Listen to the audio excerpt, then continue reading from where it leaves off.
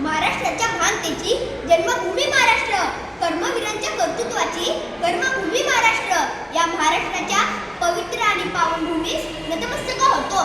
माझ्यासमोर उपस्थित असलेल्या सर्व मान्यवरांना मी वंदन करतो.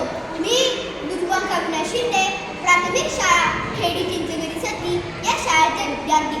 आज मी मराठी भाषा व विजय भाषा या विषयावर शब्दफुले वेचणार आहे.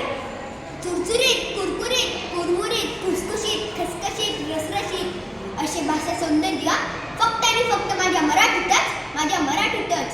म्हणूनच माझ्या मराठी मातीचा लावा ललाटासाठी या, असे कवी कुसुमाग्रज म्हणाले आहे. यातूनच अस्मितेची जाण, संस्कृतीची शान, रक्तातील अभिमान म्हणजेच माझ्या मराठीचा मान, माझ्या मराठीचा मान. उगाच का संत ज्ञानेश्वर म्हणून गेले, माझ्या मराठीची बोलू कौतुके परी अमृतातही पैजा जिंके. अशी सुंदर गुंफण देऊन मराठी भाषेचा मोठेपणा आपणास ठाऊकच आहे. आता बघा, आपण बाजारात जातो, ताजी टवटवीत भाजी घेतो, त्याचे पैसे दुकानदाराला देतो. पण दुकानदार जर आपल्याला वेगळ्या भाषेचा वाटला तर आपण त्याला स्वतःच विचारतो, कितने में दी ये भेंडी गवार. पण तो जर आपल्याला चांगला वाटत असेल तर तो स्वतःच म्हणतो, घ्या ना, देतो माफक दरात. पण आपण मात्र मुद्द्याचं हे आहे की पुढचा आपली भाषा लागत नसताना देखील आपण आपली भाषा सोडतो किंवा आपल्या कृती सुटते. अहो, मराठी ही जगातील 7,000 भाषांपैकी पहिल्या 20 भाषांमध्ये 18व्या क्रमांकावर तिचे स्थान आहे.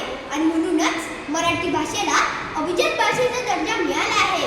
हा दर्जा 3 ऑक्टोबर 2024 रोजी केंद्र सरकारने जाहीर केला. ही प्रत्येक मराठी भाषिकांसाठी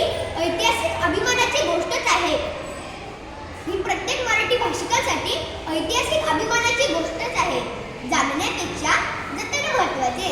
ज्या माय मराठीने आपल्या जन्माला दर्जा दिला तिचा सन्मान, संवर्धन करणे हे आपल्या सर्वांचेच काम आहे. अभिमानाने शेवटी एवढेच सांगेन, अपूर्व तो स्पर्श तिचाही, शतकानुशतके तिने जपला. अपूर्व तो स्पर्श तिचाही, शतकानुशतके तिने जपला. पिढ्यानपिढ्या